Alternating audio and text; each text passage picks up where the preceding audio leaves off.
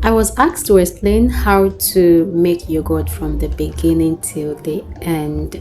I actually have a lot of videos on this channel on how to make yogurt, but someone coming up with this question again, I just feel like some persons maybe don't just want to go through old videos, and they want me to do something different for them.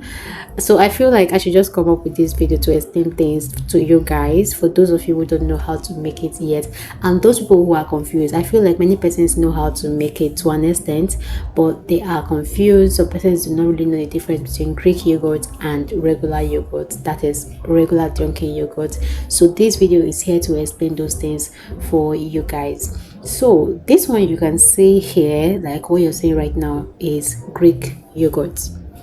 So first of all, the yogurt that is thick like this, the yogurt that is thick, like very thick yogurt, that is called Greek yogurt. How do you achieve this Greek yogurt?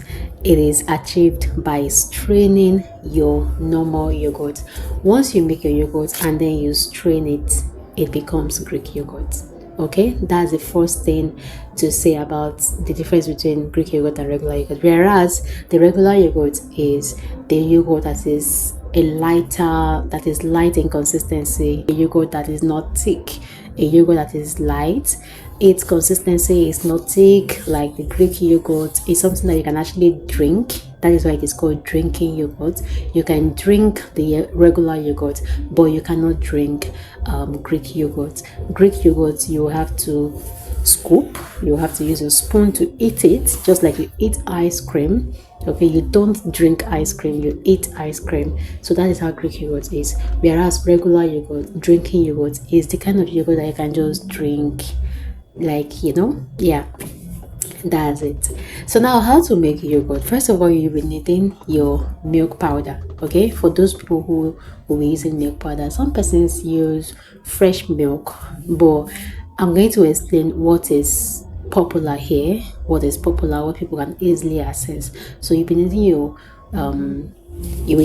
your powdered milk. That's the first thing, and the ratio is 2 to 1. That is the ratio, 2 to 1. That is, if you are using 1 cup of milk, you'll be using 2 cups of water. That is the ratio. If you're using 1 cup of milk, you will use 2 cups of water. Now you can also use 1 cup of milk and also use 1 cup of water. That is, you can use 1/1, as in 1 to 1. You can use 2 to 1. So that is the first thing. Now you have to go ahead and dissolve it, just like what you see me do here. You can either use hot water to dissolve it, you can use warm water to dissolve it, you can also use cold water to dissolve, that is room temperature water, to dissolve your milk. Add hot water to it after dissolving, and then you want to allow it for some time. Now, if you're supposed to use 6 cups of water to make your yogurt, it means that you'll be using 3 cups of milk, right? So what you should do is, after adding in your 3 cups of milk, out of the 6 cups of water, you can add 3 cups first, and then you dissolve your milk. Because if you add all the 6 cups of water, it may become much, and it will be very difficult for you to dissolve your milk. You end up having a lot of lumps. So I advise people add water gradually. You can add 2 cups first, and then you dissolve, and then you add the remaining 4 cups of water. Or you can add 3 cups of water first, and then you dissolve. Then you can add the remaining 3 cups of water. Okay. Now, if you use room temperature water, after adding the entire 6 cups of water, you have to transfer this into a pot, and then you put it on fire, heat it up for some time, allow it to boil before you bring it back into your bowl. Okay, that's for that method. Now, this particular method that I'm doing right here, I did not have to boil it. I used hot water. First thing I did was to add room temperature water to dissolve it, and then I added hot boiling water to it. After that, I allowed it until it became warm. I dipped my hand inside, and I made sure that it was not burning my hand. At that point, I have to add my starter. So for this particular yogurt, I'll be using this Yogurt original starter. Okay, so what you need to do is, you don't really need to add the entire starter into your yogurt, okay, because if you do that, it's going to form lumps. But if you know there is a way you can add it without it forming lumps, then you can go ahead and add it. But preferably do what I'm doing: get a smaller cup like this, and then you dissolve your starter inside before you add it into your milk. Now, there are other starters you can actually use to make. There are commercial starters that, for people who are into commercial yogurt, that one is going to cost less. If you want me to come up with a video on the measurement, because a lot of persons know about these commercial starters, but the measurements to use is usually an issue for them. So if you want a video on how to use commercial starters, you can let me know in the comment section. Okay, please, if you have watched me up to this point, go ahead and like this video, subscribe to my channel, and also be kind enough to share this video. So after dissolving your starter, you want to add it to your milk.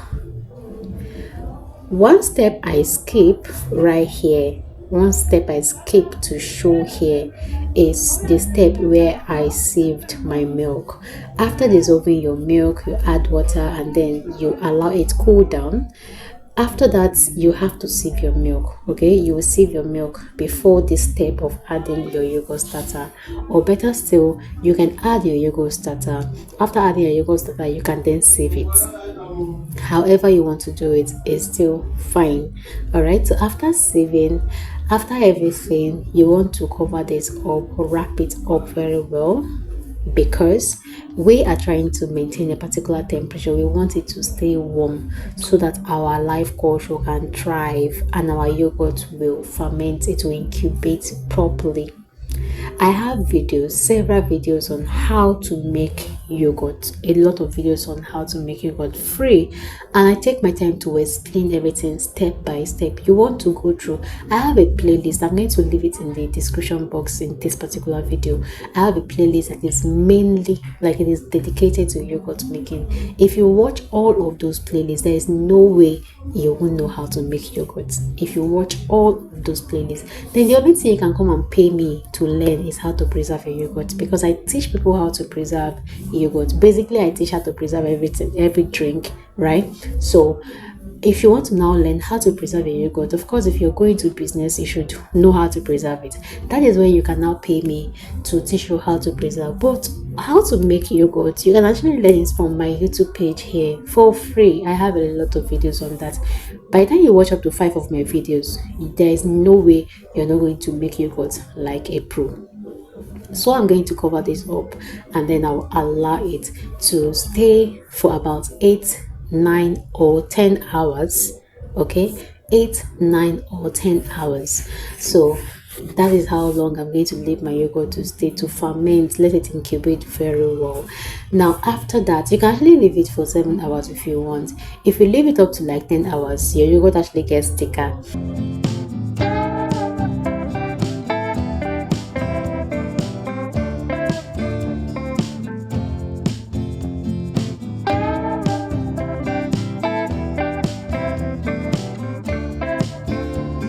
The next thing you're going to do when you bring out your yogurt, if you now want to make Greek yogurt, then you can get a cheesecloth and pour your yogurt inside, so that the water, the whey, that yogurt water is called whey, so that the whey is going to separate, the whey can drip out, and you'll be left with just that thick yogurt. That one at that time is what we call Greek yogurt. You have to strain your yogurt to become Greek yogurt. If you make a very thick yogurt and you think that, oh, because you made this thick yogurt, it has become Greek. No, it is not Greek yogurt until you strain it.